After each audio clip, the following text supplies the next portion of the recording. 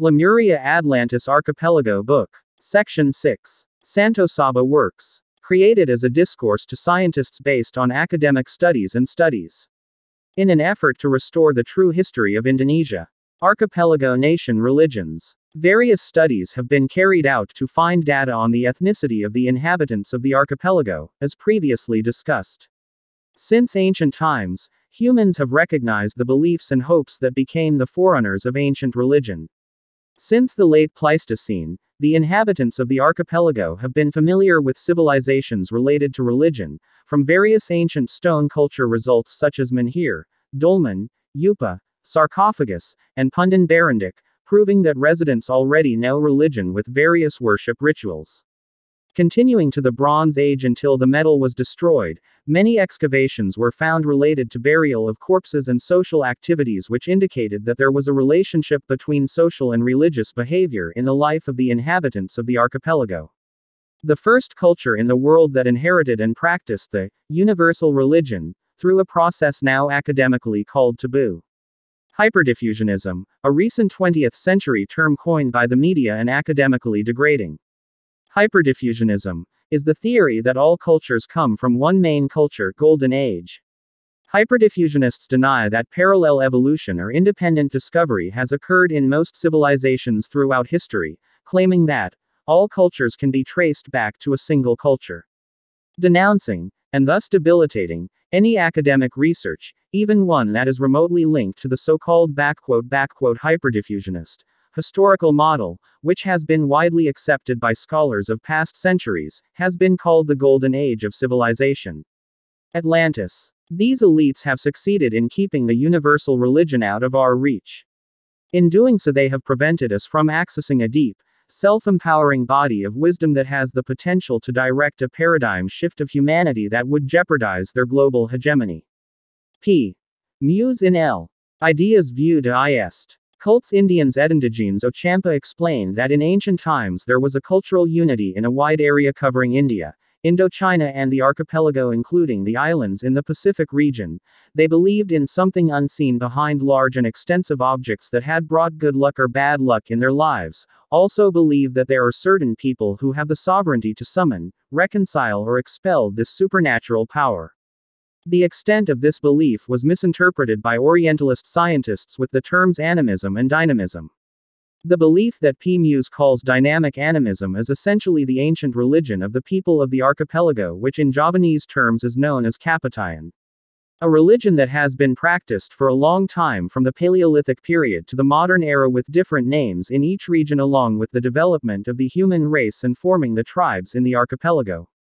Like the differences in language in each tribe, the name of this religion has become different in each region, such as the content of Sunda Wiwitan in the Sundanese tribe, Kejawan in the Javanese tribe, Kaharingan, Jilikrawut in the Dayak tribe, Ugamo Malam in the Batak tribe and other names in each different tribe before the arrival of Indus and Chinese influence in the early century AD and forming new kingdoms with new religions. Kapitayan religion. Because Sanghyang Tunggal with its two main characteristics is unseen, to worship it requires a means that can be approached by the five senses and the human mind. Thus, in Kapitayan teachings there is a belief which states that the power of the Taya is personal. 2. Or 2. It is personal in everything that has the name Tu or to, such as Watu, stone, Tu rumbak, banyan tree, Tu Gu, Tu lang, Tu endok, building terraces, Tu tud, heart, spleen, to san, heirloom, to pung, to ya, water. In performing worship services to Sanghyang Taya, 2 mpung offerings are provided in 2 mpi, woven bamboo basket, 2 ak, wine, 2 kung, a type of chicken, to be offered to Sanghyang 2 gul whose magical nature is hidden behind something that has supernatural powers such as Watu, 2 gu, 2 rumbak, 2 lang, 2 endok, to san, to ya. However, to make a bad wish, this offering would be made to the Hantu named the Manikmaya with a bad offering named Tu Mbal. Unlike the offerings to Sanghyang Tu Gul, which is a devotional service through an intermediary, the Kapitayan clergy perform prayers directly to Sanghyang Tu Gul in a special room called Sanggar, a rectangular building. Tu Mpang roofed, with tutuk hole on the east wall as a symbol of Sanghyang emptiness, following certain rules. At first, The clergyman performs tulajeg, standing straight facing the tu-tuk hole, with both hands raised upward, presenting the Sanghyang Taya into the tu-tud heart. After feeling Sanghyang Taya present in the heart, both hands are lowered to the chest right at tu-tud heart. This position is called swadikep, sidakep, holding one's self. The tulajeg process is carried out in a long time. After the tulajeg is finished, the prayer is continued with the tu-kul position, bowing to look. In the beliefs of the Kapatayan adherents in Java, the ancestor who was first known as a Kapatayan advocate was Denghyang Samar, a firm descendant of the first modern man, Homo sapiens, who was passed down to the world, namely Adam. In the ancient books of Brahmayoga and Pustakaraja Purva, the lineage of the prophet Adam to Denghyang Samar is explained as follows. Prophet Adam, Prophet Sias, Anwas and Anwar, Hyang Nuar Rasa, Hyang Wenong, Hyang Tungal, Hyang Izamaya, Wungkuhan, Smarasanta, Samar. According to the story, the country of origin of Denghyang Samar is Lemuria or Swetadwipa, a black nation from the continent who drowned due to a large flood which caused Denghyang Samar and his people to flee to the archipelago. Denghyang Samar has a brother named Sang Hantaga, Tagalog, who lives in another area who also teaches Kapatayan. Another Samar brother named Manikmaya becomes a ruler in the unseen realm called Ka Hyang and Kayongan. In simple terms, Kapatayan can be described as a religious teaching that worships the main worship called Sanghyang Taya, which means empty, suwang, awang yuwang. Taya means the absolute, which cannot be thought and imagined, cannot be approached by the five senses. The ancient Javanese defined Sanghyang Taya in one sentence, Tan Kena Kinaya Napa, which means that his existence cannot be neglected. The word Taya means nothing but exists, does not exist but exists. For this reason, in order to be known and worshipped by humans, Sanghyang Taya is described as being personal in a name and character called Tu Orta, which means a thread, supernatural power that is supernatural in nature. Tu Orta is singular in essence, one person. Tu Ordinary is called Sanghyang Tu Gal. He has two qualities, namely goodness and unkindness. Tu which is good is called Tukbawa, which is also done in a relatively long tempo. Then it is continued with the T-pile position, kneeling with both heels occupied, for a relatively long time. The last one, done in the T-Nd hem position, prostrate like a baby in its mother's stomach, is also done for a long time. After praying for such a long time, Rohaniawan Kapatayan with all his feelings tried to maintain the continuity of the Sanghyang Taya which had been buried in the Tu-tud heart. A devotee of Sanghyang Taya who is considered pious will be gifted with Tu-a, positive supernatural powers, and Tu-la, negative antidotes to supernatural powers. Those who have Tu-a and Tu-a are considered entitled to become community leaders with the title Ra-Tu or Dha-Tu. In the teachings of the Kapatayan, the Ra-Tu or Dha-Tu who have been blessed with Tu-a and Tu-la, each of their movements will be marked by Pi, namely the power of the hidden Sanghyang Taya. That is why Ra-Tu or Dha-Tu calls itself the pronoun Pi Nakahulan. If you speak it is called Pi Dha-Tu, Pi Dato. If giving teaching is called Pi Wulong. If giving instructions is called Pi Accusation. If giving advice is called Pi Said. If it gives punishment is called Pi Dana. If it exudes authority, it is called Pi Dexa. If he dies, he is called Pi Terra. A Ra-Tu or Dha-Tu is the embodiment of the supernatural power of the Sanghyang Taya, the personal image of the singular Sanghyang. These are the teachings that have been embraced by the archipelago since ancient times and have survived to this day with different names and methods in line with the development of the human race and its culture. In the modern era, this teaching is still fully embraced by some inland tribal communities with their respective terms such as Sunda Wiwitan in the Sundanese tribe, Kejawan in the Javanese tribe, Kaharingan, Jilik Rawat in the Dayak tribe, Ugamo Malam in the Batak tribe. The religions that currently exist are external influences that have only recently come since the early century AD, such as Hinduism and Buddhism from India and China, Christianity from Europe, and Islam, which are influences from various countries such as Persia, Arabic, Rum, Gujarat, China and Champa. Extracted from the writing of a study conducted by the Ramadan Islamic Boarding School with Ki Nabahi H. Agus Sunyoto, which was held at the Global Trabiatularafan Islamic Boarding School. Nusantara, As the title on the front page of this book, Lemuria Atlantis Nusantara, the author will bring up the writings obtained from the blog website written by the Balinese themselves with a few reviews, which proves that the original civilization of the archipelago was the Lemuria civilization, which Atlantis continued with representation by Balinese culture. The study presented by Hugo, Human Genome Organization, through genetic studies of various Asian nations, empirically shows that it is not the opposite. Other migrations from the south first entered Southeast Asia and then traveled slowly north. Solheim and others have shown evidence for the Nusantara maritime trade network ranging from Vietnam to the rest of the archipelago as early as 5000 BC to 1 AD. Southeast Asian nations, especially those of Austronesian descent, have been sailors for thousands of years, some reaching the island of Madagascar. Their ships, such as the Vinta Magellan shipping, recorded how much maneuvered their ships were, compared to European ships. Travel through the Indian Ocean was assisted by the colonization of Madagascar by Austronesian people, as well as trade between West and Southeast Asia. Gold from Sumatra is thought to have reached as far west as Rome, while slaves from the Sulu Sea are believed to have been used in Magellan's voyages as translators. In the discussion in this book, the author presents Balinese culture as representing the Nusantara culture, because in this Balinese culture the author gets the basic things as evidence that the previous civilization before Atlantis was the Lemurian civilization that existed in the archipelago. Balinese culture, Babad Bali.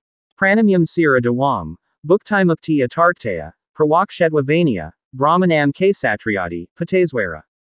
Serve my servants prostration before Ida Sang Hyang Parama Wisaza, who bestows all the good and bad qualities Allah Iuning of human life in this world.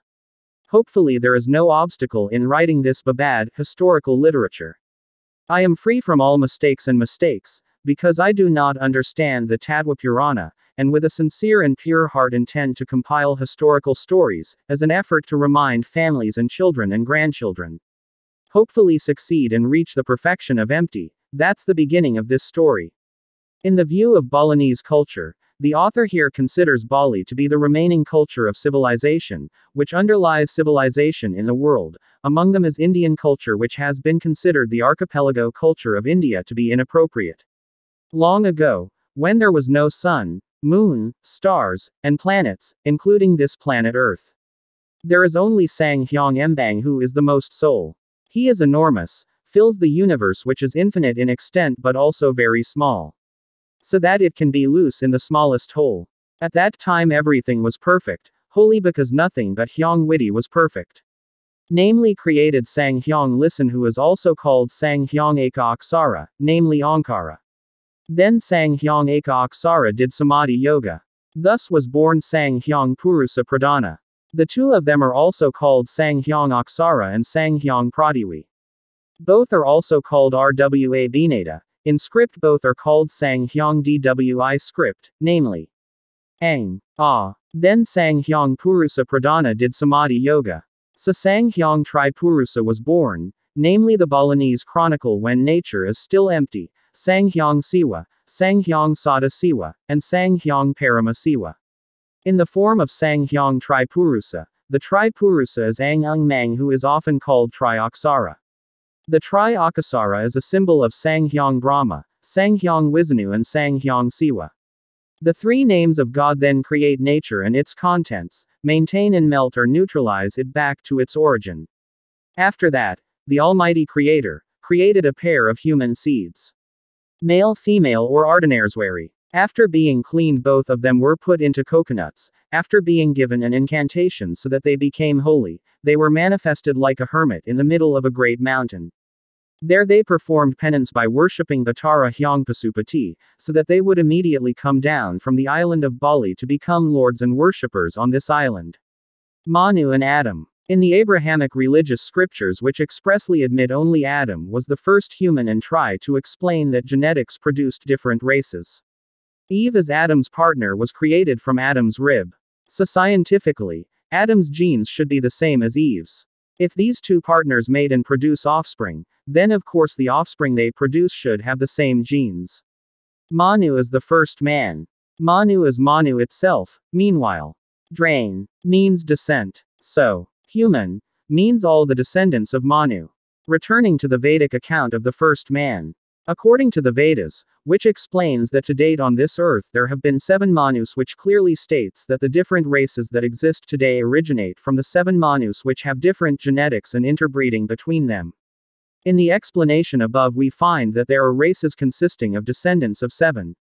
So the descendants of the current Manu are a combination of 7 and can be a combination of the descendants again. The Veda explains that the end will occur when Brahma, who is the architect of the universe, dies at the age of 100 in the Satya Loka universe. Before going to the next explanation, it should first be understood that time on Earth, different from time on other planets or in other dimensions, is in accordance with the laws of time and space relativity. Law of Manu, Code of Manu, below is a continuation of the resume of the book which below describes the Law of Manu, Code of Manu. This book was written by Ed. Viswanathan, translated by N.P. Putra. The Manu Code is an ethical code written by Rishi Manu. Very little is known about Manu. In mythology, he is known as Manu Swayambhuva. The Manu Code is known as Manu Smriti or Manu Shamhita or Manawa Dharmashastra. An important part of the Manu book is an explanation of the popular color system. Manu wrote, "For the growth of the world, Brahman created the Brahmana, class of Pandita Kshatriya, class of warriors, Vaisya, class of merchants, and Sudra, class of manual, physical workers." Book 1 provides an explanation of creation. Manu recorded a very complete and thorough explanation of the creation of the universe. In the beginning the universe was born out of darkness, and God created the world, light and water, that is the order. From the water came out a golden egg, and from within that golden egg he himself was born as Lord Brahma, God the Creator. Then Lord Brahma created a man and a woman. The Manu Code also mentions the theory of reincarnation. Manu wrote, "Humans get immovable life, plants, trees, etc., as a result of evil done with the body. Life as birds and beasts as a result of crimes committed by speech, and the lowest life as a result of crimes committed with thoughts." Quote, "Living as a sannyasin means submitting one's free will to God's will." In Hinduism there is a story that is very similar to the story of Noah's boat, Noah. According to one of the stories in the early Hindu scriptures, namely the Satapatha Brahmana, when Manu was bathing in the sea a fish stopped in his hand. The fish said, "Take care of me, later I will save you from the great flood." At first Manu didn't believe it but then decided to follow the fish's request. Manu put the fish in a small barrel. When the fish grew beyond the barrel, Manu put it in a small pond. Then the fish grew bigger than the small pond and became a giant. Then the fish advised Manu to build a boat and reminded him of a great flood that will destroy the whole world. Manu followed the fish's advice and built a boat. This fish was Lord Vishnu's first avatara, popularly known as Matsya Avatar. When the great flood arrived, Manu entered the boat.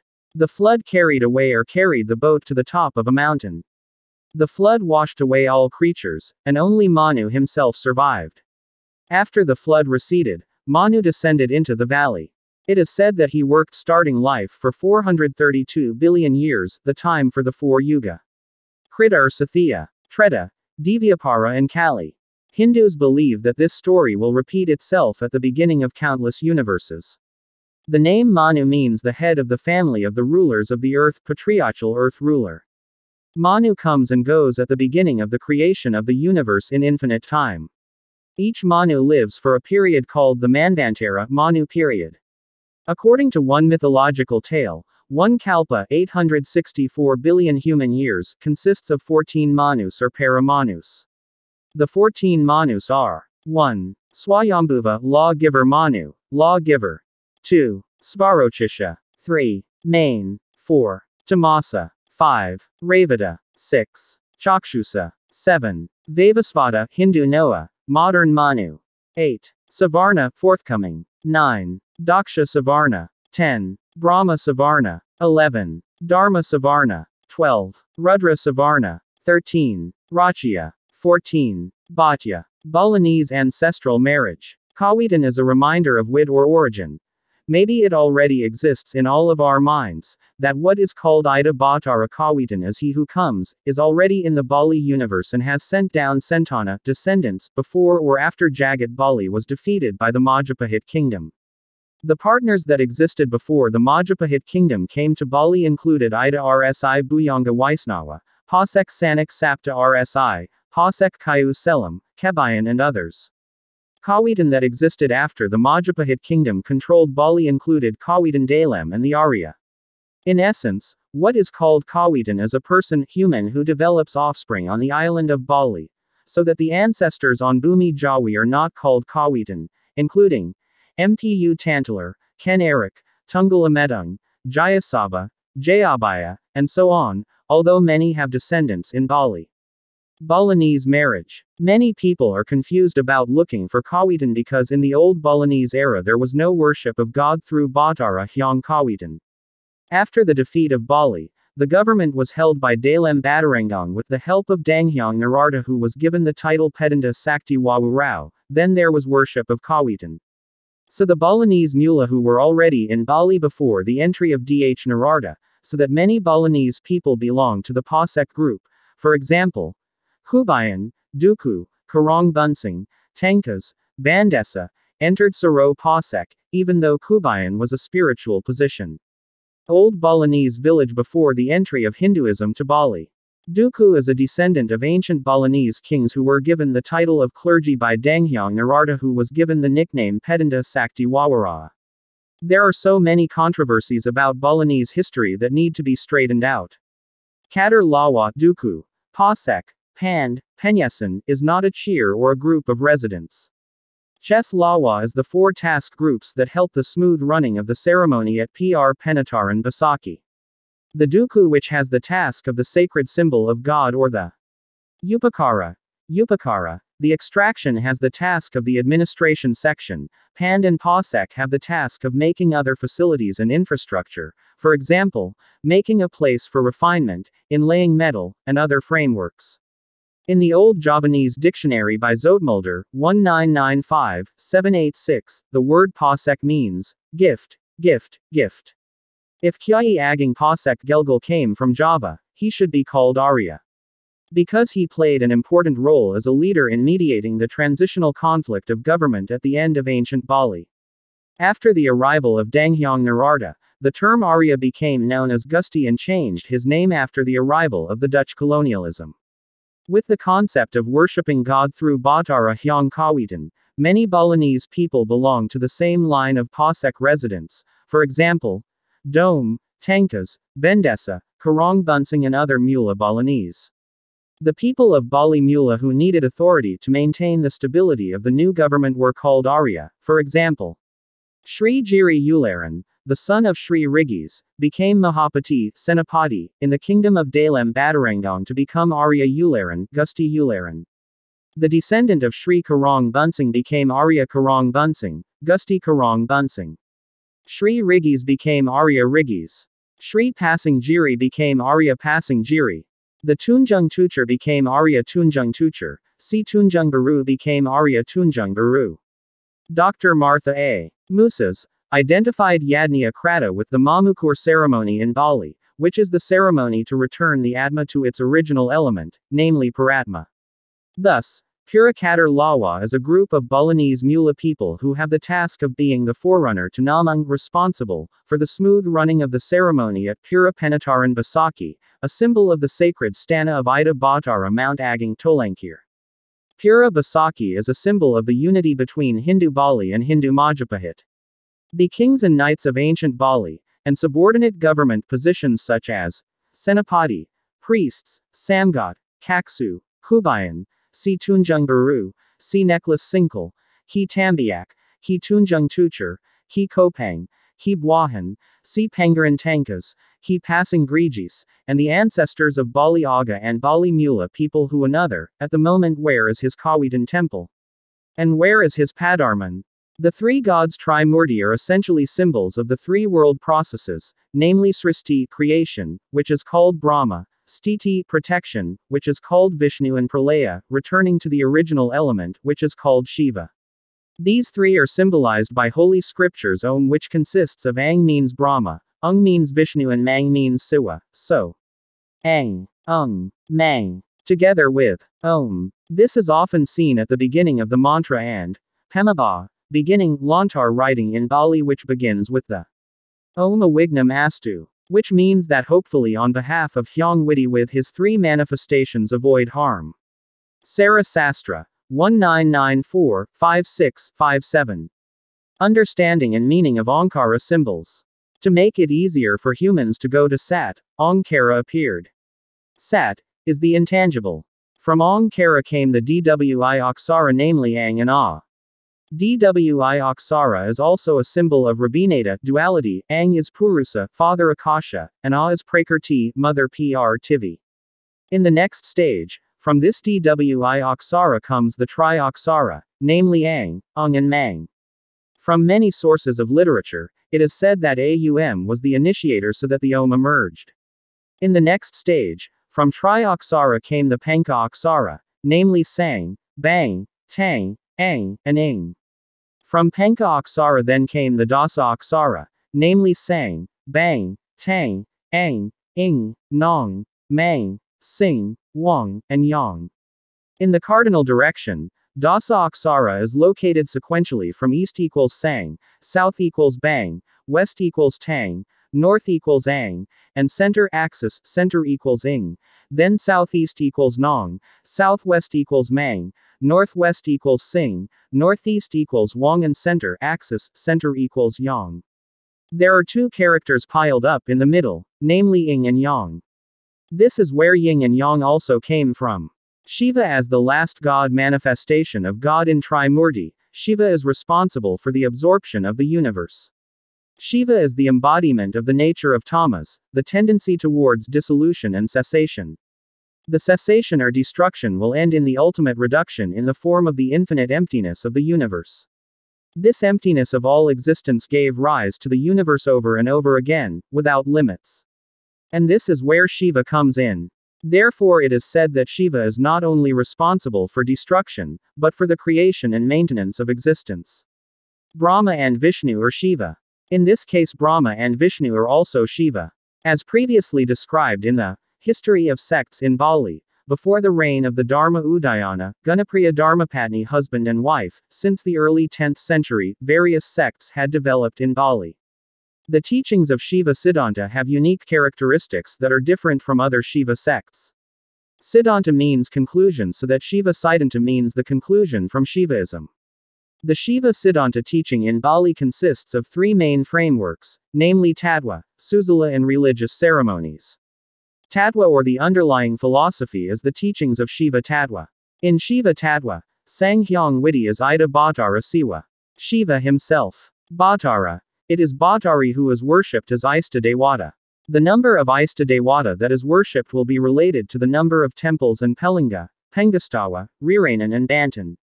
Ista Dewata is Bhattara Shiva, who is active as Sada Shiva, while Bhattara Shiva as Parama Shiva is inactive or often called Sunya. The stabilization of Shiva Siddhanta's understanding in Bali was carried out by two prominent figures, namely Mpu Kucharan and Mpu Danghyang Narartha.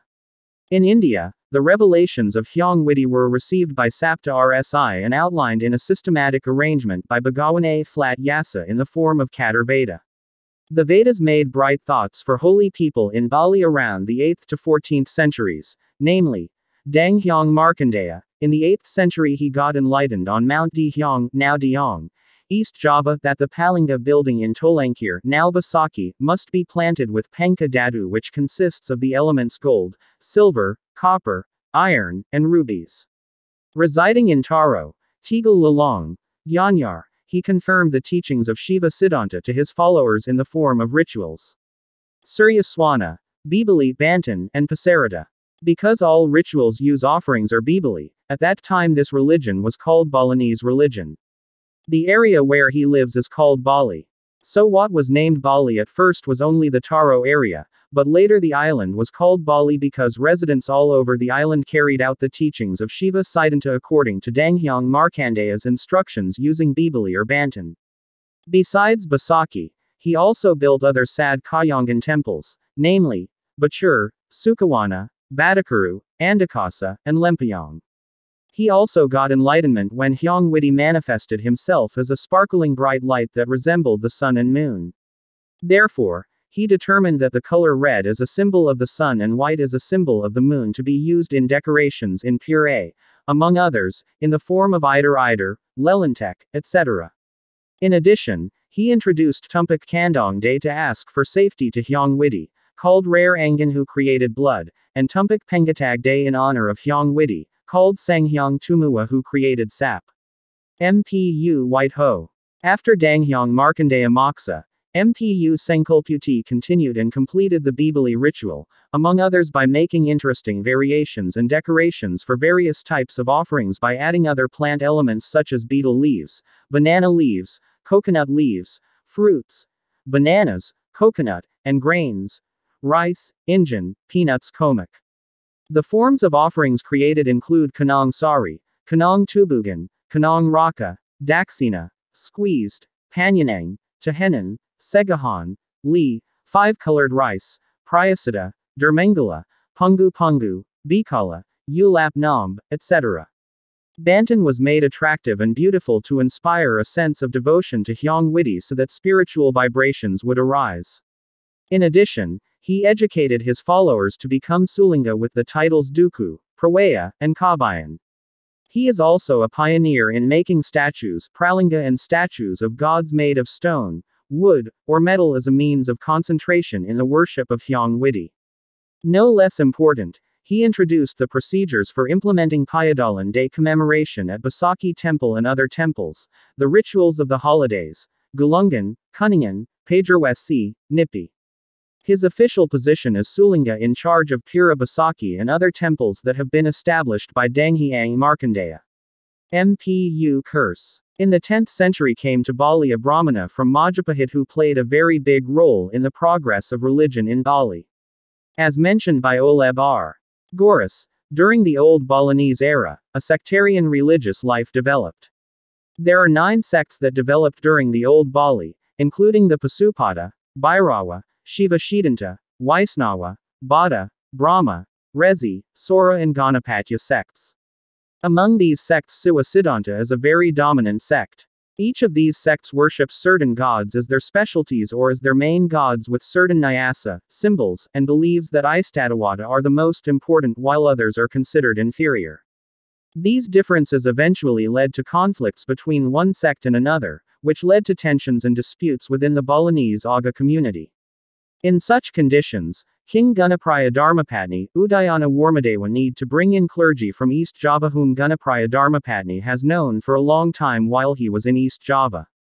Therefore King Gunapraya Dharmapatni, Udayana Warmadewa agreed to bring in 4 Brahmin brothers, namely 1. Mpu Semaru, from the Shiva sect arrived in Bali on Friday Klawan, Wuku Pujat, coinciding with the day of Purnamanang Kawalu, Kandra Sengkala Jadma Saradmaya face, namely the year of Kaka 921 and then celebrated in Basaki.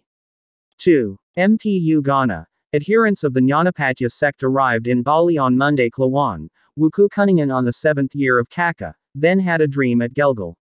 3. Mpu Kucharan, Buddhists from the Mahayana sect arrived in Bali on Wednesday Klawan Wuku Pahang, Madaraksa Ping 6 date, Kandra Sengkala Agni Babahan Tri Bertahanchaka 923 and then parade in Silayukti Padang. 4. Mpu Najaya, Brahmaists arrive in Bali on Thursday Umanis, Wuku Dungulan, coinciding with Sasi Kadasa, Pradipada. Sukla, 1st, Kandra Sengkala face Dikwatanku, Kaka 928 years ago paraded in Blibis Hill, Lempayong. In fact, these 4 Brahmins in East Java have 5 siblings, namely their youngest brother, Mpu Barada, who was left in East Java and has parallels in Lamadulas, Pajarakan. These 5 Brahmins are commonly called Panka Pandita or 5 Tirtha, because they have carried out the Wijati ceremony, which is carrying out the Dharma of Kabrahmanan. In an assembly meeting held at Bada Anyar, preceding Pajang village, which was attended by elements of the 3 forces at that time, namely, from the Buddha Mahayana was represented by Mpu Kucharan who was also the chairman of the session. From the Siwa side, Mpu Semaru was represented. From the Sikhs side, the sects whose leaders were Balinese Aga people. In the assembly meeting Mpu Kucharan discussed how to simplify religion in Bali, which consists of various sects. At that time, all the attendees agreed to uphold the Trimurdi Brahma, Vishnu, Siva understanding to become the religious core in Bali and which deserves to be considered as the embodiment or manifestation of Sanghyang Widiwasa. The consensus reached at that time was the decision of the royal government, which stipulated that all schools of thought in Bali be accommodated in one container called Soul Buddha, as a compound of Shiva and Buddha. Since then, Shiva Buddhists have to build 3 sacred buildings, temples, to worship Sanghyang Widiwasa in their respective forms. 1. Pura Desa Bale Aging to worship the glory of Brahma as the embodiment of Sanghyang Widiwasa God. 2. Pusa Temple to worship Vishnu's honor as the embodiment of Sanghyang Widiwasa. 3. Pura Dalem to worship the glory of Bhattari Durga, namely the act of Bhattara Siva as the embodiment of Sanghyang Widiwasa.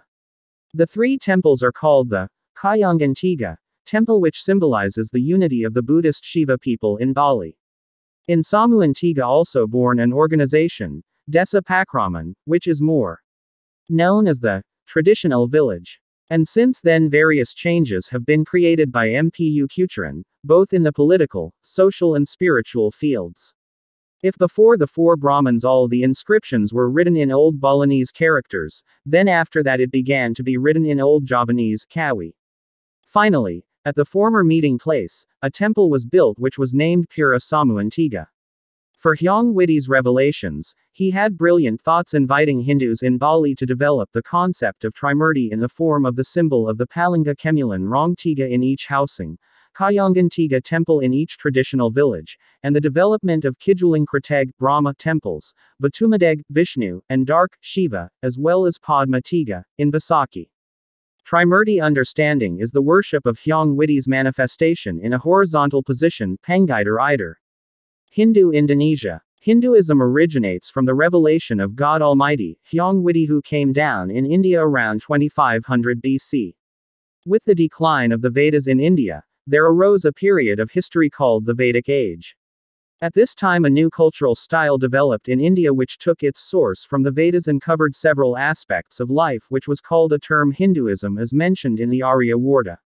In a further development in the Upanishad era, when philosophies emerged in India, the so-called forced schools or sects in Hinduism emerged, including the Saiva sect, the Vaishnava sect, the Brahma sect, the Tantrayana sect and others.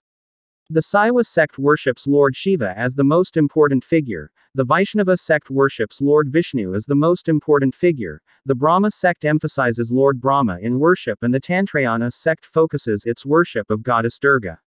3 gods, Brahma, Vishnu and Shiva, are worshipped horizontally, as Dewa Trimurti, a manifestation of Hyang Widi. Besides Hinduism, in India in the 5th century BC, Buddhism emerged, which emphasized its teachings on ethical issues and the law of karma. Buddhism also teaches various rules of life for society and gives rise to an understanding called Buddhism. Buddhism is divided into 2 major groups called Mahayana and Hinayana. From each of these groups, it is further divided into several schools.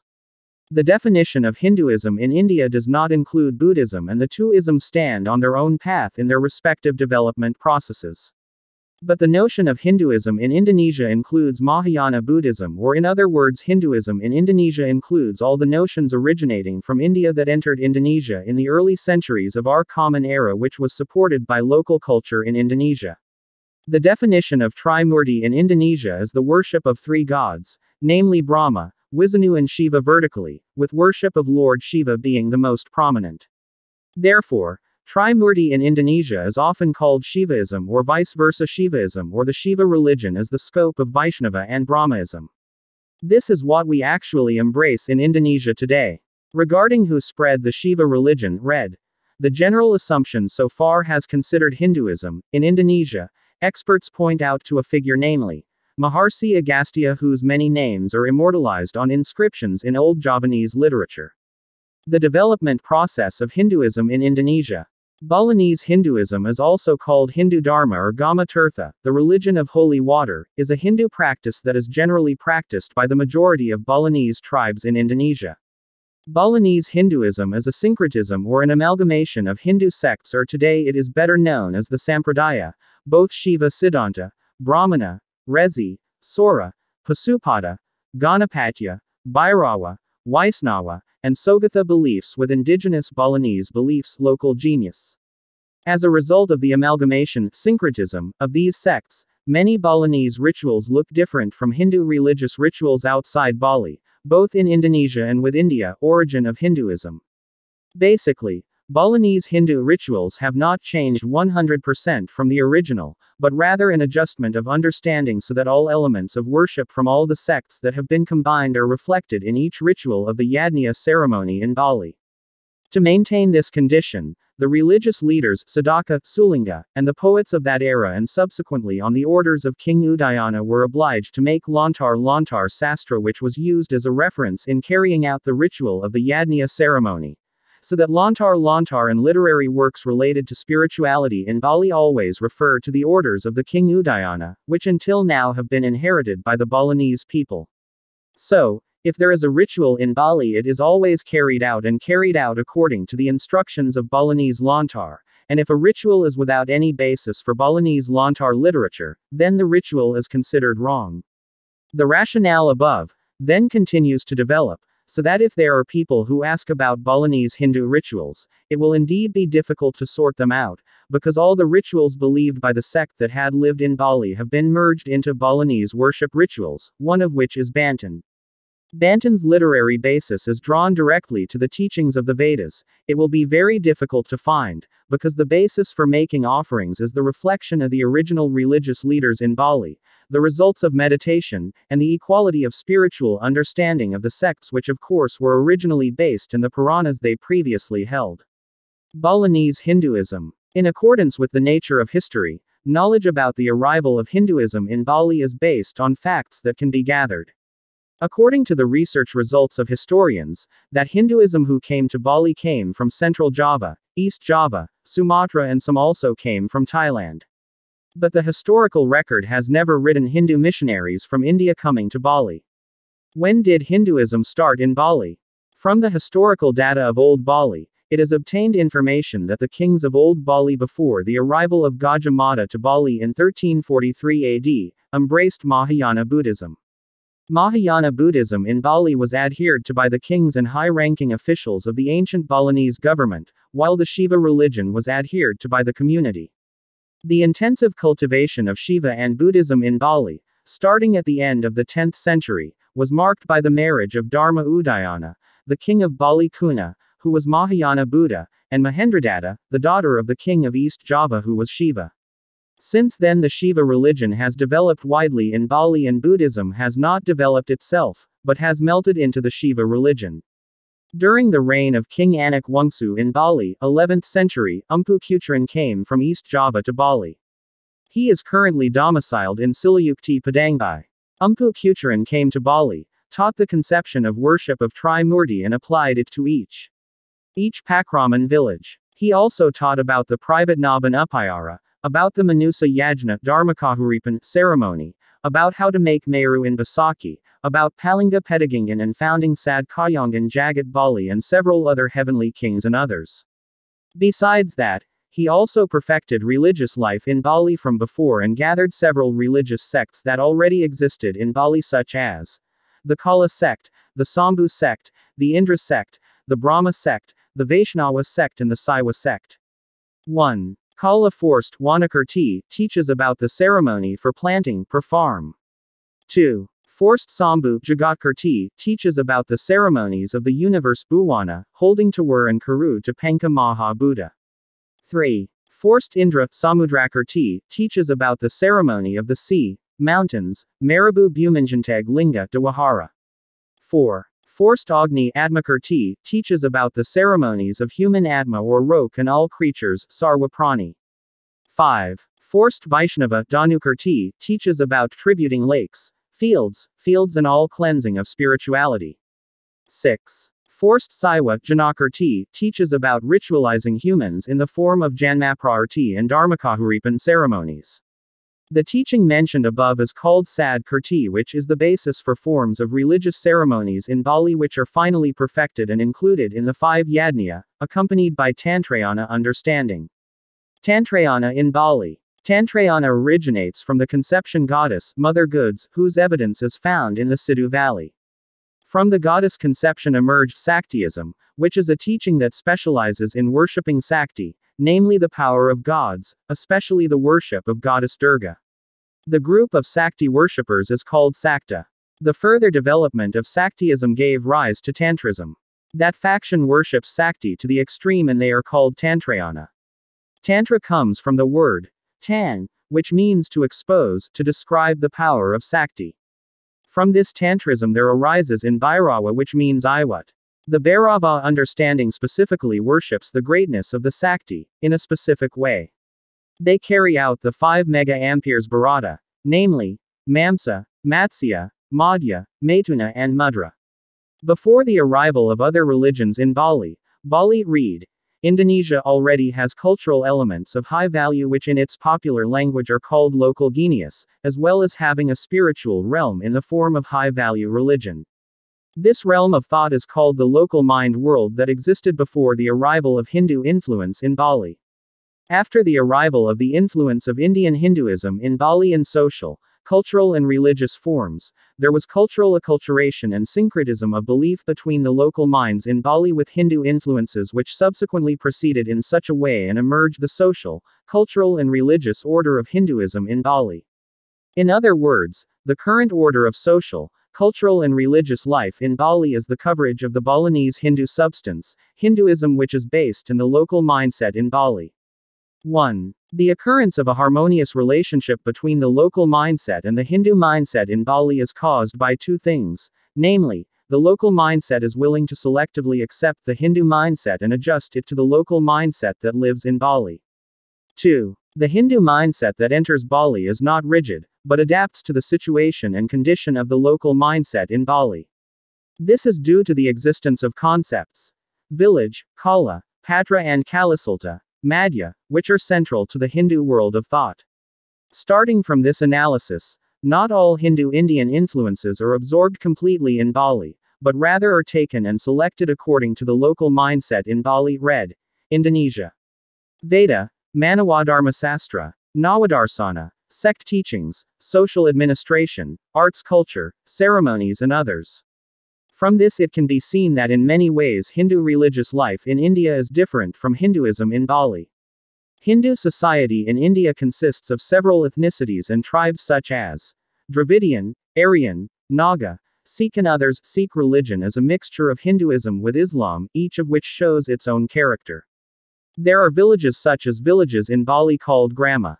India's Indian Balinese comparison. Social, cultural and Hindu religion in India. Religion in India is sectarian. There are 3 sects that stand out, namely, Saiva, Vaishnava and Tantrayana, as well as the existence of many other sects. There is also worship of Brahma, but the situation is not like worship of Shiva, Vishnu and Durga. The worship of Trimurdi there is done horizontally and each god is worshipped separately by its respective devotees. Besides that, there are many ashrams that teach their own spiritual education systems with their own orientation and direction. Theism or conception of Godhead in India seems to blur between the worship of gods and goddesses with the worship of holy individuals such as Rama, Krishna, Hanuman and others. There is also confusion between the personnel and the impersonal in the imaginations of the manifestations of gods and goddesses. Likewise, the characterization of a holy teacher is very important in the hearts of his followers.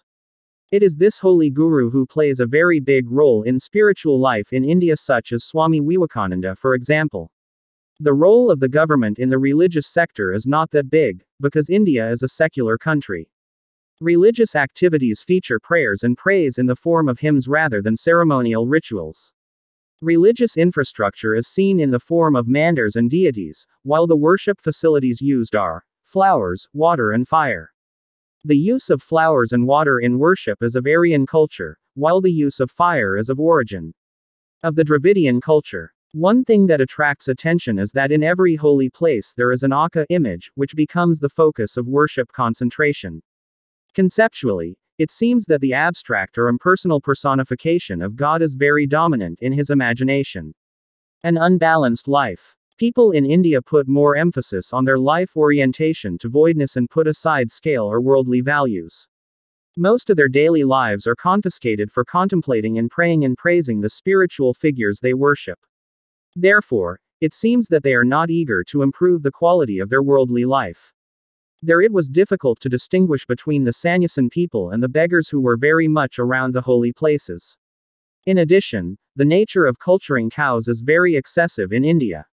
The dark period of Hindus in India. Indologists deceive the world view of Hinduism. The writings of Max Muller were supported by colleagues William Jones and Herbeth Hope Risley. Dr. William Jones, a radical political thinker, married the eldest daughter of Dr. Jonathan Shipley, Bishop of Landraff and Bishop of St. Asaph. Served as judge in Calcutta, also concurrently head of the Asiatic Society of Bengal, also secretly as a missionary. In a large meeting on behalf of the British government, William Jones was furious at the missionaries because he thought he was unable to convert Hindus to Christians. William Jones said, "You missionaries are too stupid. No matter what your efforts, both Protestant and Catholic sending missionaries will not be able to convert Hindus, because they have a very strong belief in their holy books. The only way is that Hindus want to move. To be a Christian is to confuse the contents of their holy book. Position their book lower than the Bible and raise it as high as the Bible." The True History and the Religion of India, in Ikatut Donder. Media Hindu edition 92, October 2011, page 44-45. There are two secret plans carefully devised by William Jones as representative of British colonialists in Calcutta. The plans include misleading the meaning of the Vedic scriptures including Indian history, applying the racist theory caste with the intention of dividing Indian society. The two plans are executed simultaneously. William Jones was the first to propose racial caste divisions in India involving Max Muller's Aryan invasion theory. The proposal for a division of caste in India was supported by Herbeth Hope Risley, British Administrator of India. In 1901, Herbeth Hope Risley, the British administrator in India, passed the racist caste theory of Max Muller and William Jones into a colonial law which was enforced throughout the Indian subcontinent. Thomas Troutman calls Risley's publications entitled Study of Ethnology in India, 1891, as the racial theory of Indian civilization. Troutman considers H.H. Risley and Max Muller as architects of casteism in India. www.wikipedia.org, Herbeth Hope Risley. The results of the efforts and strategies of Christian missionaries under the guise of Indologic scientists have had a negative impact on Hinduism throughout the world until now. Previously, the concept of rigid caste was not found in Indian society, neither in the Mahabharata nor after. There is historical evidence that a rigid caste never existed in Indian Hindu society from the Mahabharata age, 3500 BC, to the Gupta dynasty in the 6th century AD. 1. King Sentanu married Setiawati, daughter of a fisherman. 2. Bombang Ekalaya, the common people became Kshatriya. 3. Raidaya, son of a train driver, becomes Duke Kshatriya. 4. Krishna, black skin color, cowherd boy also called Krishna. 5. Govinda Gopala equals cowherd boy, can become a king Kshatriya. 6. Narada Muni, the son of a housemaid Babu, can become a Brahmin. 7. Maharsi Vyasa, in Java called Bhagawan Abhiyoso, black skin, wide nose, thick lips, bulging eyes, his mother is a boatman fisherman. Considered Nabi by Hindus, because it was he who codified the Vedas. Maharsi Vyasa is also known as Krishna Dwaipayana, because he is black, not an Aryan race, and can be a Brahmin. 8. Kavish Ailush was born to commoners, could be a Brahmin. Kavish Ailush was instrumental in writing the Vedic mantras of the Rig Veda Mandala 10. 9. The son of Jabala's Satyakama, born to an unknown father, could become a Brahmana RSI, because he was diligent in studying Vedic mantras. 10. Matanga from the lower class can become RSI, Brij Amana, because of their quality. 11. Maharsi Walmiki, author of the epic Ramayana. Before becoming a Maharsi, Brahmana, was a thief and robber. His father was Sumali, an ordinary citizen, not Kshatriya or Brahmana. Walmiki's birth name is Ratnakara. After robbing Narada Muni, there was a conversation between Walmiki and Narada. Walmiki finally realized, and began to study religion and eventually became Maharsi. 12. Thiruvalluvar, son of a tailor-weaver, thanks to his perseverance in studying he became a Brahmin. Thiruvalluvar, the author of Thirukkural in South India. 13. Dewi Subhadra, in Java called Roro Orang because she has black-skinned, married to Arjuna who has pale, white skin. 14. Prahlada, the son of a giant Hiranyakasipu, could become a Brahmin. Historical evidence of caste does not exist in Indonesia, including the following. 1. Ken Arok, a thief Brahmokora in the forests of East Java, from a family that was neither Kshatriya nor Brahmin, and finally realized and learned from Mpu Purwanatha, Ken Dede's father, in Tumapal, could become a king Kshatriya in Singosari. 2. Damar Wulan, a horse raiser, grass sickle worker, could become a king Kshatriya in Majapahit and changed his name to Brajaya. 3. Kibo Iwa, a soil digger and well worker in Bali, thanks to his courage, he could become a Pada Kshatriya in Bali during the reign of King Ratnabhumi Banten. 4. Erlangga, a king in Kahuripan, East Java, after retiring, chose to become a Brahmana with the title Rsi Jatayu. 5. Mpu Sendok, a Brahmana, his children became Kshatriya in Medang Kemulan. 6. Mahapati Gajamada, Prime Minister of Majapahit, born to an unknown family, which is clearly neither Kshatriya nor Brahmin descent, has become Indonesia's leading Kshatriya throughout Indonesian history. 7. Ketut Kresna Kepakizan, the son of a Brahmana from East Java, became a Duke Kshatriya in Samprangan, Bali with the title Sri Kresna Kepakizan. 8. Pada Yuling, who sent the residents of Pasek Gelgel and Pasek Bendesa in Bali. The child of Mpu Dwijaksara, Brahmana, could become a Pada Kshatriya during the transition in Bali after Raja Ratna Bhumi Banten was defeated by Majapahit. 9. Mpu Dwijaksara, Brahmana, the father of Pada Yuling, could become Kshatriya, that is, to become the king of Bali, before Kresna Kepakizan was appointed in a strict manner. In Indonesia, casteism began to spread after the collapse of the Majapahit kingdom in 1478 AD, almost close to the fall of the Goa India kingdom by the Portuguese in 1511, and the era of the spread of Christian concepts, Christianization, throughout the world, which was marked by colonialization and slavery. Caste in Indonesia, Bali.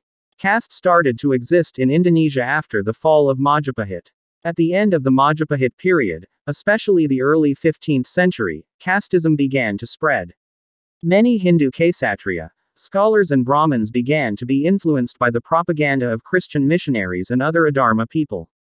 They forget their self-help as Kshatriya and Brahmana, seduced by the treasure of power and women. King of Majapahit Brajaya V, who was old and very old, was tempted by a woman as a gift from the guardians. Women whose origins are not clear always persuade Brajaya V to leave Majapahit's ancestral religion and follow his wife's religion. Geoffrey Robinson commented on this as the most astonishing engineering of Balinese tradition by the Dutch colonialists. Geoffrey Robinson, The Dark Side of the Island of the Gods, 2005, page 51. The religion book, Adagama, Purwa religion and Kutara religion, when applied by the kings in Java, never applied castes, because not a single word in the Hindu law book nor the Veda book contained the word caste.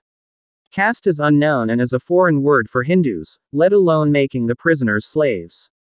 V.E. Korn stated that, before the implementation of the Dutch colonialist government in Bali, many non-caste people held positions in political authority such as retainer, Setahan, Pembekal and so on compared to afterwards.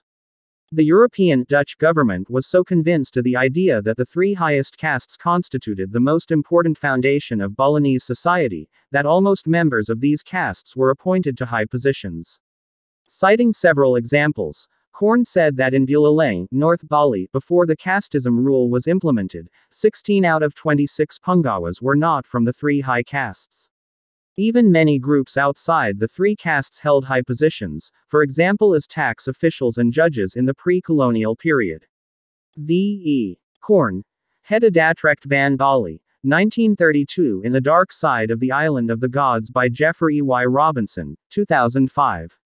The Vaisnava Sect. The Brahmin sect is a devotee of the fire god, Lord Agni.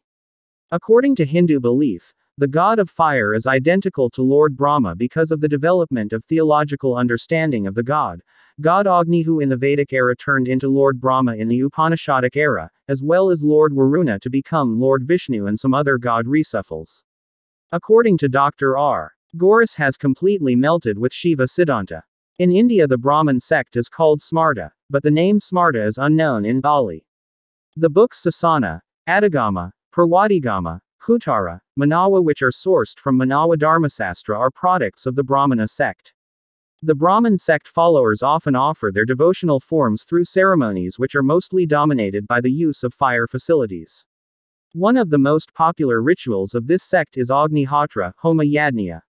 The noble legacy of the Brahmana sect in its Panka Yad, we can clearly see until now, is the use of fire when performing religious rituals. The use of fire in Hindu religious rituals can be in the form of incense, dipa and fire. This receipt on the island of Java was a group of hermits who lived in the forest. They are a wise and holy group. In Bali there are no known hermitage places like in Java, so the existence of the RSI is unclear. The rishis in Java carry out asceticism or contemplation in the manner depicted in Borobudur. The form of the position of people sitting cross-legged is a form of spiritual contemplation procession native to the archipelago. This appears in Borobudur. It is not right if the appearance of a statue with a person sitting cross-legged is a picture from Siddhartha Gautama. It was the original teachings of the archipelago that until the land of India developed into Hinduism and then Rezi Siddhartha Gautama developed them into Buddhism. Regarding the RSI sect in Bali, Ghoras gives a concise description by pointing to the fact that in Bali, RSI is a Dwajati who is not from the Brahmana Wangsa class. The term Divorcee or Rajarsi in Hindus is a holy person, Harinda, among the kings of the Kshatriya house. However, this Rishi Pedanda may only give holy water to family groups.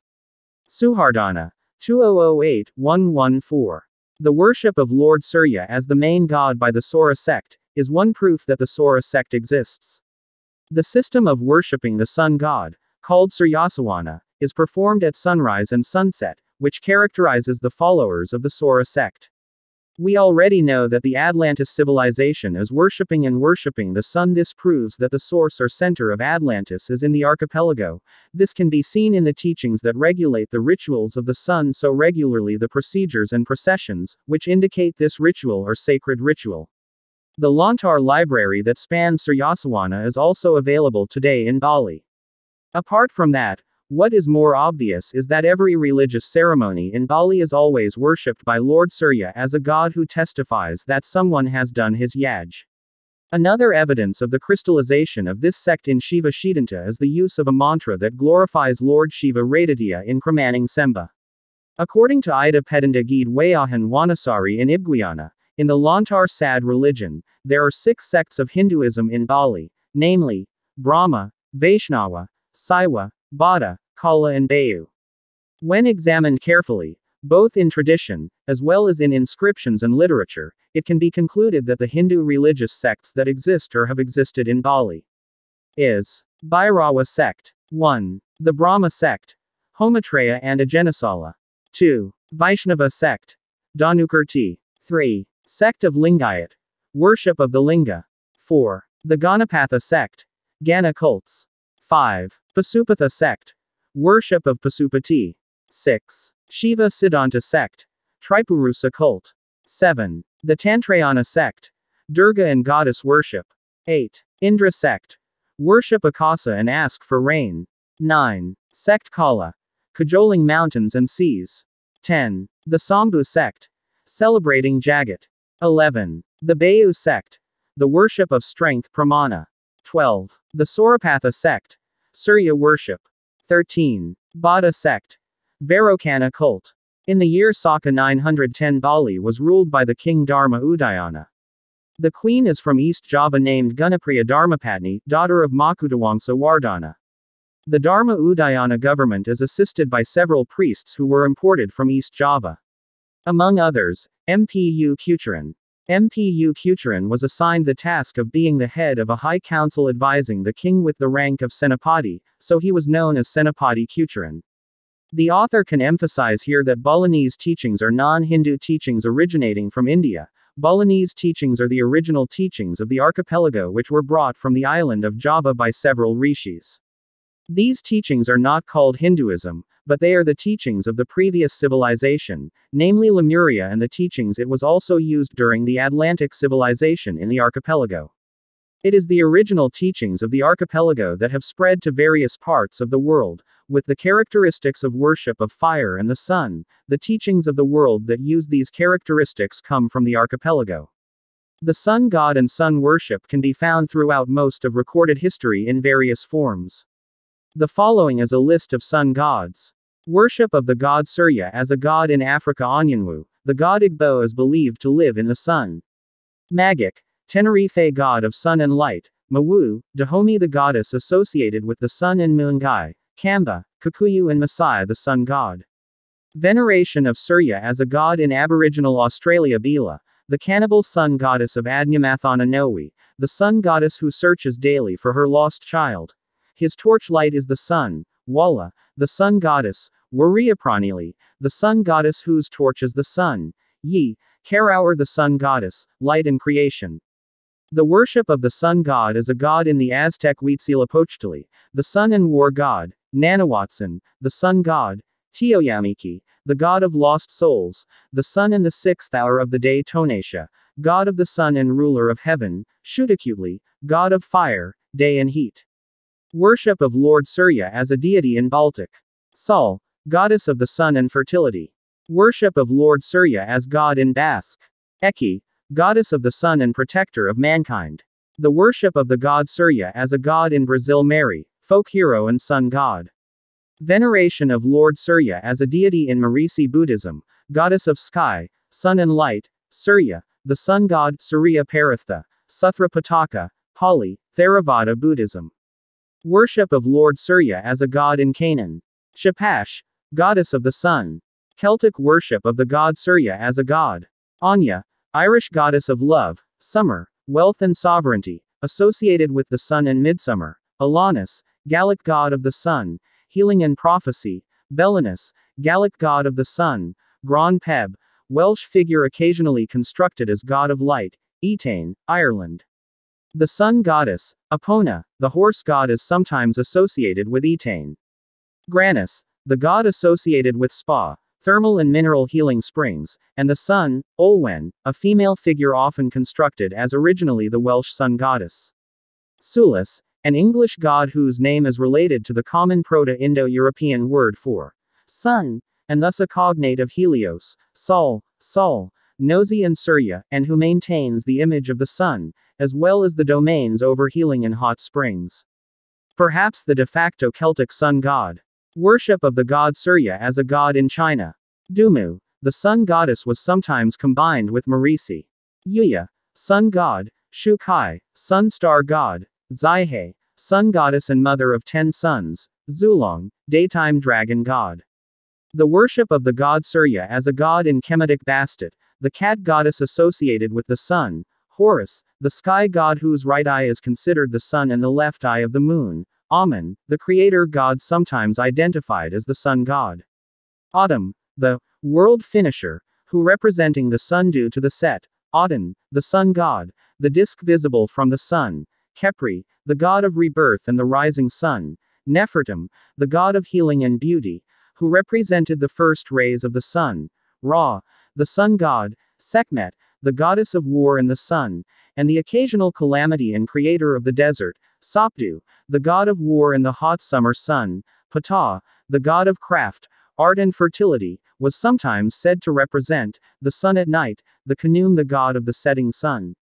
Worship of the god Surya as a god in Etruscan Albina, goddess of dawn and protector of the ill-fated lover. Thesan, goddess of dawn, associated with new life. Uzel, Etruscan equivalent of Helios, Germany. Sol. Greek worship of the sun god as god Electrona, goddess of the morning and man of waking sense. Athena, goddess of wisdom and craft, with characteristics of the sun god. Apollo, the Olympian god of light. sun, prophecy. Healing, plague, archery, music and poetry. Eos, Titan goddess of dawn. Helios, Titan god of the sun. Hyperion, Titan god of light. Neaera, goddess of the rising sun. Phanes, protogenoi of light and life, described by golden wings, surrounded by zodiac signs and equated with Mithras. Dia, the Titan goddess associated with the sun. The worship of Lord Surya as a god in Hinduism. Agni, the god of fire, associated with the sun. Aryaman, the sun god. Mitra, the god of honesty, friendship, contracts, meetings and the morning sun. Ravi, the sun god. Saranya, the goddess of dawn. Savitri, the sun god at sunrise and sunset. Surya, the sun god. Worship of Dewa Surya as a god in Hittite. Urina, sun goddess. Istanu, god of the sun and judgment. Worship of Lord Surya as god in Inca. Inti, the sun god and patron deity of the Inca Empire. Chaska, Venus, or Chaska Quilor, star of Venus, is the planetary goddess of dawn and dusk. Akaika, the sun god worshipped in Alaska. Melina, the sun goddess is most often found in Greenland legends. The worship of the god Surya as a god in Lusitania. Endovlicus, the god of health and safety. Worshipped as both a sun god and a chthonic one. Netu, recognized as a god of the sun and war. Worship of the sun god as deity in Maoriao, personification of daytime. Tama Nui Te Ra, personification of the sun. Worship of Dewa Surya as a god in Maya. Akin, the sun god, the carrier of doubt and the protector against evil associated with darkness. Kinik Ahau, the sun god. Hunipu, one of the hero Maya twins. He turns into the sun while his brother changes to the moon. Tohul, the god associated with thunder, lightning and sunrise. Worship of the sun god as the Mesopotamian god Shamash, Akkadian god of sun and justice. Utu, Sumerian god of sun and justice. Minoan, a sun goddess of several kinds, perhaps the snake goddess. Miska Su, Miska the sun god and husband of Chia. Moon, Native American mythology. Y, Lakota sun god. The worship of the sun god as a deity in the Slavic Belobog, a reconstructed deity of light and sun who may or may not have been worshipped by the Slavs. Dazbog. The sun god or the sun god, Radgast, god, fertility and crops, associated with war and the sun, who may or may not have been worshipped by the pagan Slavs. Zorya, the two daughters of Dazbog. Zorya Utrenyaya, the morning star, who opens the palace gates every morning for the departure of this sun train. Zorya Vekernyaya, the night star, which closed the palace gates every night after returning the sun. Worship of Lord Surya as a god in Turkey. Gun Ana, the Turkish sun goddess. Koyash, the sun god. Zoroastrianism. Haver Shada, Sun Yazada. Zunism, the Zunbil dynasty and the subjects of Zabulistan worship the sun, which they call Zun. They believe that the sun is the god of justice, a good power in the world and, as a result, a creature that expels darkness and humans are allowed to live one more day. Worship of the sun god as a god in Japan. Amaterasu, Amaterasu Omikami or Ohirum no Muchi no Kami is part of the religion in Japan as well as the main god of the Shinto religion. She is seen as the sun goddess, as well as the god of the universe. The name Amaterasu comes from Amaterasu meaning, shine in heaven. The meaning of the whole, Amaterasu Omikami, is, God who shines in the sky. According to Kojiki and Nihon Shoki in Japanese mythology, the Emperor of Japan is considered to be a direct descendant of Amaterasu. Worship of Lord Surya as a god in Arabia. The statue of the priestess Saba raises her hand to pray to the sun goddess. Shamsum is the female sun god, possibly associated with the Canaanite Shapashish and the wider Middle Eastern Shamash. She was the dominant goddess of the Himyarite kingdom, and was probably still revered in some form by Bedouin for several centuries afterward. Malakbel is the sun god from the city of Palmyra in pre-Islamic Syria. It means, in Aramaic, it is, messenger of Baal, or messenger, or angel, god. The Greeks identified Malakbel with Hermes, and the Romans with Sol. He is also similar to the Babylonian sun god Shamash.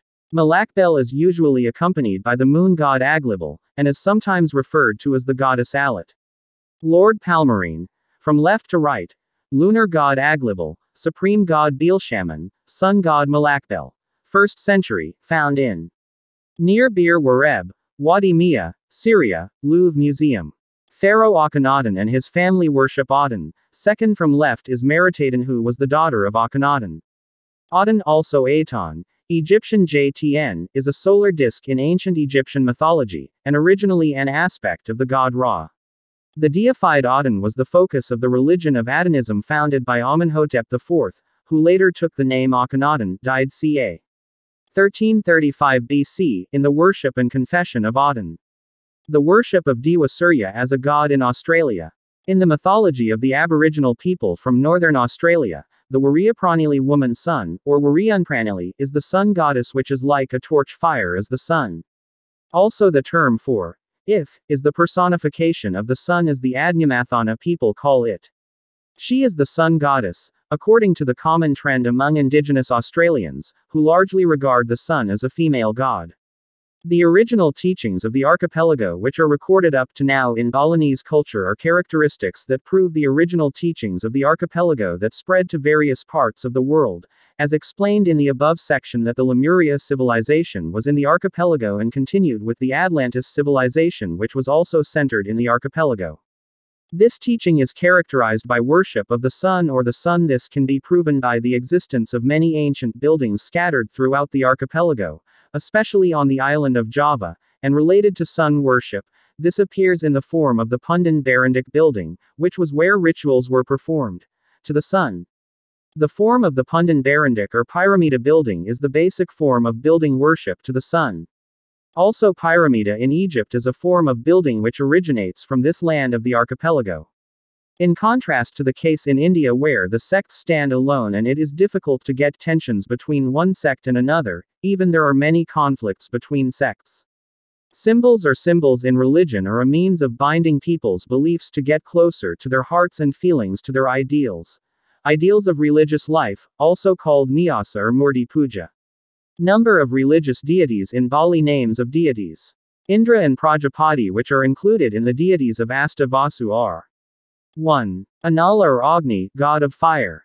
2. Dava or Prithivi, goddess of the earth. 3. Anila or Vayu, god of wind. 4. Prabhasa or Dayas, sky god. 5. Pratyusa or Surya, sun god. 6. Aha or Savitar, the god of space. 7. Candra or Soma, goddess of the moon. 8. Dhruva or Drua, god of the constellations of the planets. Dewa Surya is described as the supreme deity, the deity of all the gods. The sun is the source and support of life that provides bright light and joy, removes the darkness of the night from ignorance, imparts knowledge to every being and gives light to the planets in the universe. This spell evidence supports that Dewa Surya as supreme deity. Udvayam Tamasaspari Jyotis Pasiyanta Uttaram, Devam Devatra Suryamaganma Jyotirutamam.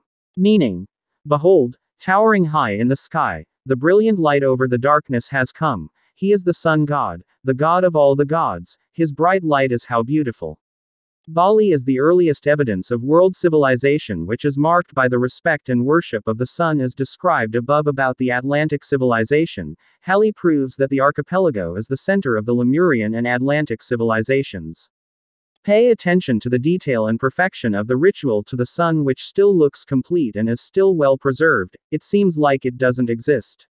Culture that is still as complete as in Bali or its particular archipelago which leads to reverence for the sun. Sun is not the ball of the sun, but the supreme god, the god of all the gods. According to Mr. Maid Taitub, in fact all the gods mentioned in the Veda are names or other forms of Surya, the supreme deity. Basically, it is the sun that emits its own light, and the goddess is the feminine aspect of the gods. Dui basically means dawn in the morning. Savitar, more details Hyang Surya Raditya. Besides Dewa Surya with various aspects, other gods who are predominantly worshipped are Agni, god of fire, Indra, god of rain, king of the gods of heaven, Vayu, god of wind, as well as goddesses who are often worshipped or mentioned in mantras, including Saraswati, Savitri, Aditi, Suryaputri and others. These deities are generally described as anthropomorphic, human-like, with various advantages and disadvantages, superhuman, complete with weapons and vehicles. This is as a result of the absence of changes in the Puranic era, when the deity was composed, the deity was no longer worshipped. its function and role were replaced by the three main gods known as Trimurdi. Lord Agni changed to Lord Brahma, Deva Indra and Varuna were identified with Lord Vishnu, which is another name for Surya.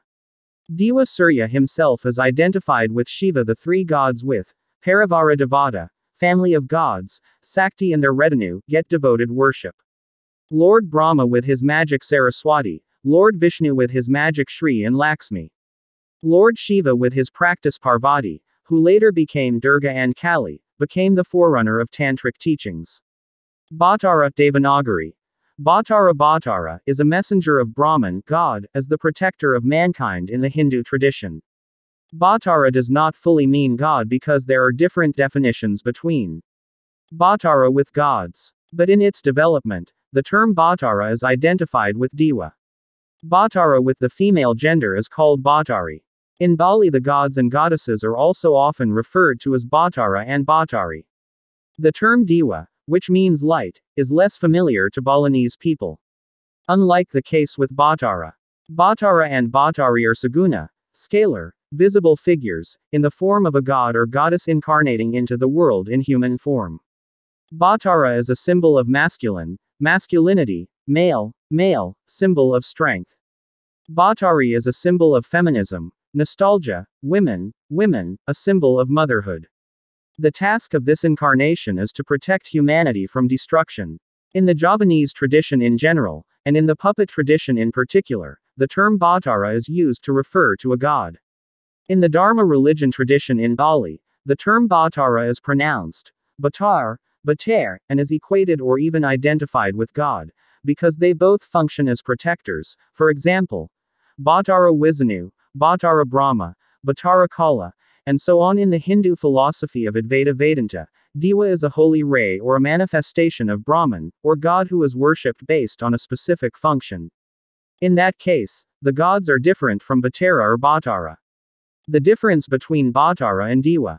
With Bhattara, because Deva is the holy light of Brahman while Bhattara is the activity of Hyang Widi as a protector. In its application in Balinese society, the name Bhattara is better known than the term God. This is because humans generally want protection. Some examples of changing the term from God to Bhattara. 1. God Brahma equals Bhattara Brahma. 2. Deva Vishnu equals Bhattara Vishnu. 3. God Shiva equals Bhattara Siva.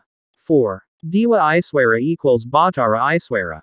5. Deva Mahadeva equals Bhattara Mahadeva, and so on. God the Balinese. In the book Brahmasutra II it is stated that God is the origin of all this. So God Almighty is the origin or source as well as the return. The entire universe and its contents. In Balinese religious belief, Brahman or God is only one, there is no second, but because of his greatness and glory, the sages and wise people call it by various names. Regarding divinity, contained in several sacred verses of religion in Bali, Widi Tattva, believing in the existence of God Brahman. Temple function. At first, some experts suspected that it was the place for the ashes of a king or a highly respected figure in society in the past. This assumption is based in the term temple associated with the words Kandika, which is another name for goddess Durga. As we know that goddess Durga is always associated with the goddess of death or death.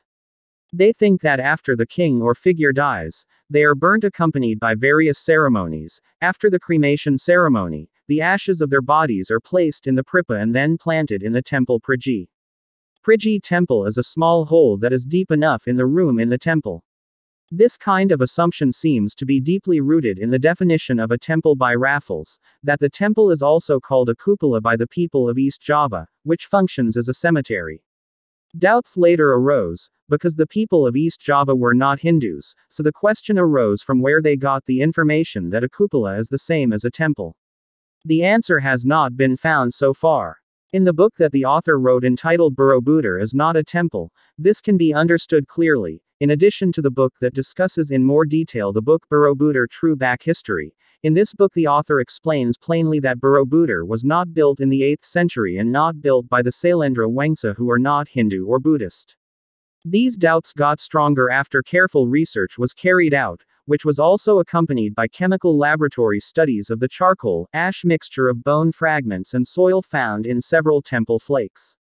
The results of these studies indicate that the ashes are not necessarily human ashes, nor are the remains bone fragments that turned out to be not human bones but animal bones which may have been the remains of ceremonial means.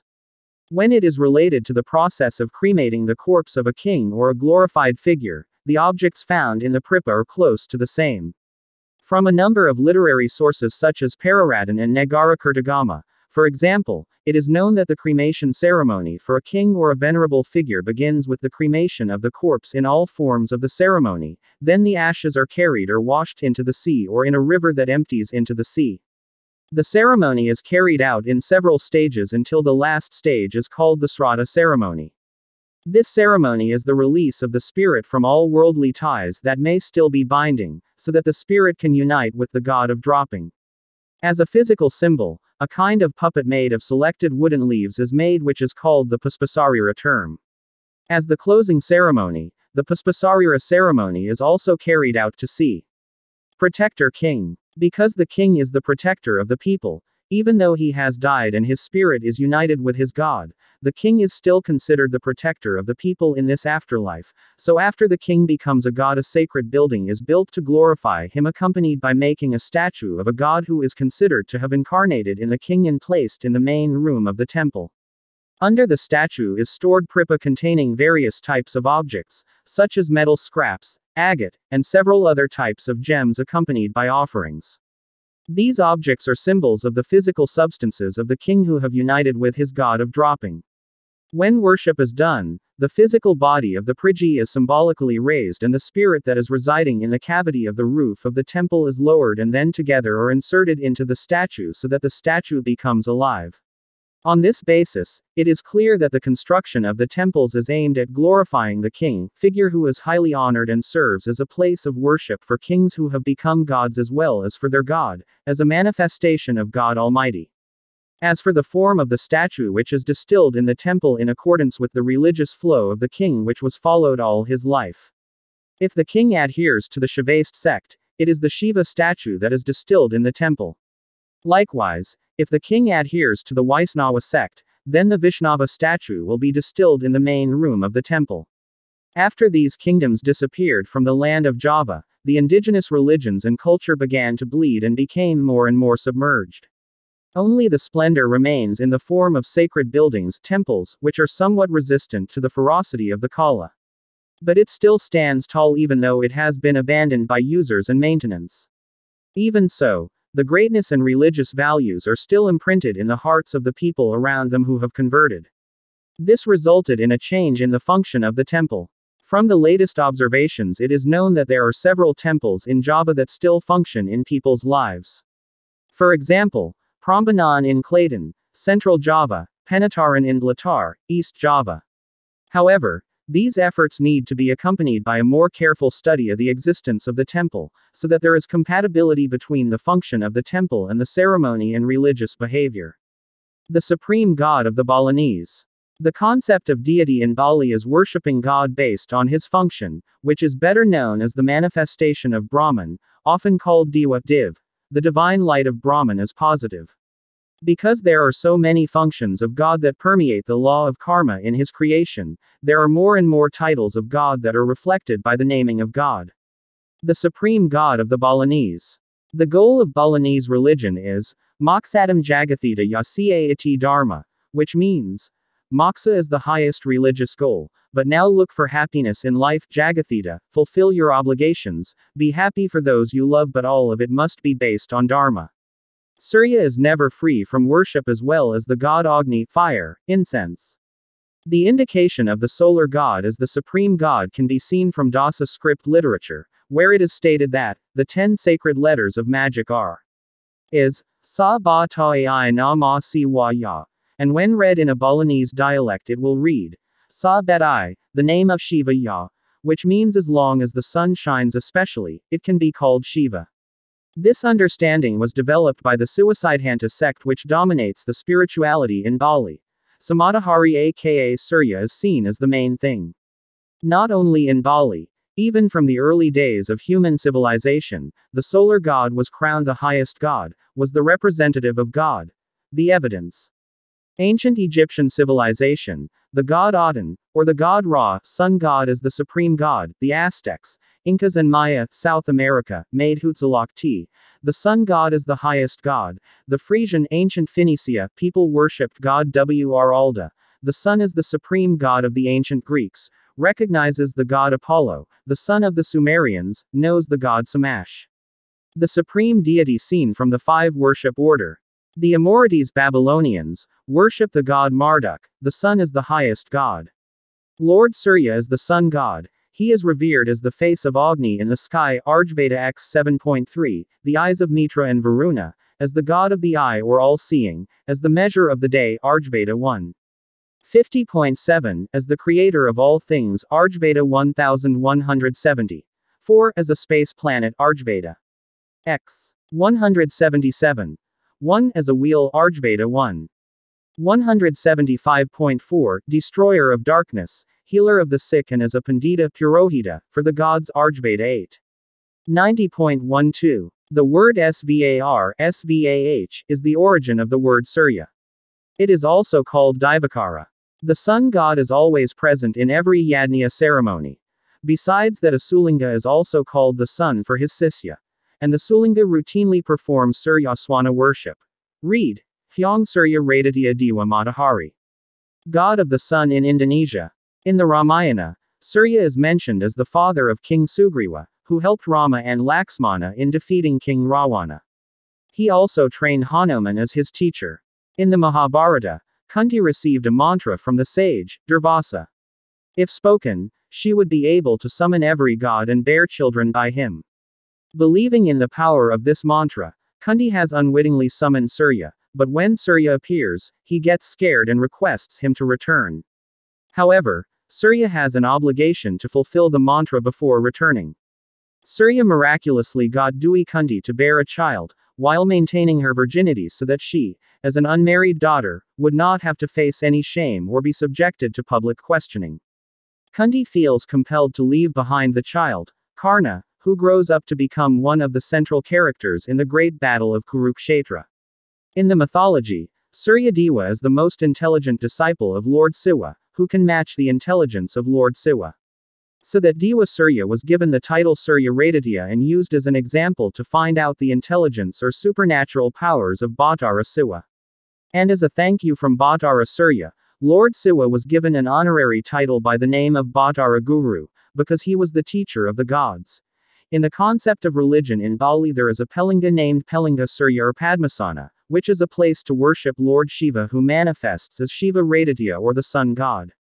In the Yajurveda, there are several special rituals for Sulinga who worship God in the morning in its manifestation as Lord Surya, which is called Surya Swana or Surya Namaskar, which means worshipping Lord Surya. In the Panka Semba Mantram there is also a special incantation aimed at Shiva Raditya. The root word Dewa, where div equals rays, the sun never escapes worship, neither does the god Agni, fire, incense. The indication of the sun god as the supreme god can be seen from the literary Dasa script, where it is stated that the 10 holy letters of Kemujizatan are Sa Ba Ta Ai Na Ma Si Wa Ya. And when read in Balinese dialect it will read Sa Bet I, name Shiva Ya, which means as long as it shines. Ai in Balinese means sun, his name is Siwa. This understanding was developed by the Siwasidhanta sect, which dominates the spirituality in Bali. Samadhahari aka Surya is seen as the main thing. The importance of Dewa Surya can be seen from the existence of Sangha Surya, which is obligatory to always exist in every Yajna ceremony in Bali. And this is stated in several Balinese literary manuscripts, one of which is Lontar Bama Kirti. The following is an excerpt. Behavior ing Yajna Madana Dana, Kasukan Mulya Saraja Yogya then Duluran Bojana Mawang Sarwa Falamula, then witness Sang Hyang. Siwaditya, Pinuja Danira the Siddhayogi, the Queen Natha also has the authority to Amanguna Yajna Mankana. Lontar Bama Kirti means the Yajna procedure is by distributing funds of pleasure. Everything that starts is the contents of the kingdom, accompanied by the offering of dishes and tubers and fruits, as a witness to Sang Hyang Siwaditya, who is adored by the priest who has perfect knowledge. A king can perform the yajna. That is so. Om Adityasya Param Jyoti, Raktati Hanamostut, Swita Pankajamadhyasta, Bhaskaraya Namostut. Om. O Lord, in the form of great splendor, Son of Aditi, with red light worship before you, you who rest in the midst of a white lotus, worship you, Maker of light. From the earliest days of human civilization, the solar god was crowned the supreme god, the representative of God. Ancient Egyptian civilization, the god Aten, or the god Ra, sun god as supreme god, the Aztecs, Incas and Maya, South America, made Huitzilopochtli, the sun god as the highest god. The Frisian ancient Phoenicia, worshipped god Wr Alda. The sun is the supreme god of the ancient Greeks, knew the god Apollo. The son of the Sumerians, knew the god Shamash. Of the Amorites, Babylonia, worshipped the god Marduk. The sun is the highest god. Even in the land of Peru in southwest Latin America, the people there also worship the sun god or the god Raditya in Hinduism. Their celebration day also falls on solstice days or based in the sun. They were known as the Incas from the Sanskrit word, Ina, which means sun. Here are some quotes related to the sun.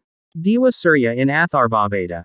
Ava Divas Tarayanti, Sapta Suryasya Rasmaya, Apa Samudriya Dara Atharvaveda V.107.1. Meaning. The 7 rays of the sun, lifting the water vapor from the ocean up to the sky, and all this causes the rain. Lord Shiva destroyed Tripurasura. The following are the names and meanings according to the Brihadaranyaka Upanishad and the Mahabharata Itihasa, the 8 Vasu are. 1. Agni, god of fire. Heat of fire, or Anala, also called Agni, which means, to live. 2. Prithivi, earth god. Earth, or Dara, meaning, support. 3. Vayu, god of wind. Wind, or Anila, which means, wind. 4. Dayas, sky god. Heaven, or Prabhasa, which means, shining dawn. Sangha Tawang and Sangha Surya. As we know, Balinese people indirectly give an important position to one of the 33 gods in the Arji Veda, namely Diva Surya. The proof is by placing Sangha Surya in every activity of its yajna, at least there is a high position that describes linga. The presence of the solar god, in some areas, Denga Surya is often called the Great Objection. Sangha means source, while Agang is the authority or charisma of Sang Hyang Siwa Raditya or Sang Hyang Surya. Surya studios are made higher than the waist, even during building Malaspa ceremonies, renovating buildings, and when doing Payadalan, Diwa Yadnya works. The solar studio was made higher than the height of the occupants of the house where his yad work is carried out. In general, the Sangha Surya is made with 4 bamboo sticks which are stuck on the northeast side where the Yadnya works. This rump is in the shape of a rectangle similar to the Sangha Tawang, only has 1 room and uses a thatch or centipede roof. This rebuttal is used in every religious ceremony which is a rain station for Sang Hyang Siwa Raditya. This refutation of the sun is always built and functioned and is considered invalid, finished, a yajna ceremony, if it is not witnessed by Sang Hyang Surya. The completeness of the solar objection includes a banana tree called Kadali complete with flowers or bu lalung Kadalipuspa, and the Peji Udin tree as a substitute for heavenly trees, considering that other trees such as banyan and ansak are always used in religious ceremonies in Bali.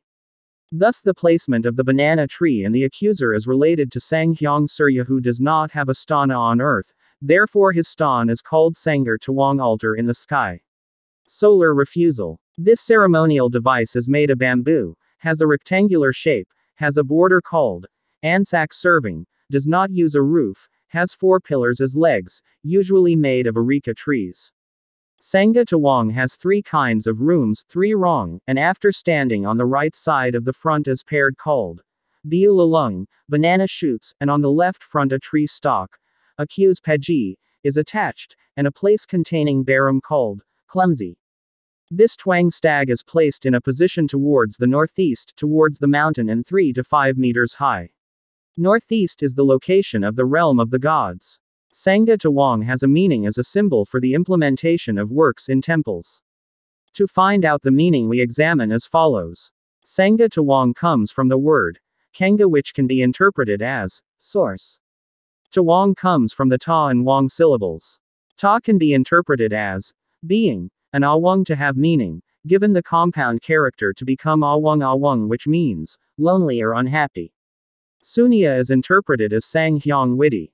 Thus Sangha Tawang has a meaning as a symbol of Sang Hyang Witi's booth and his manifestations, which are the source of the requests of the people in a religious ceremony in Bali. Continued in Section 7. Santo Saba works.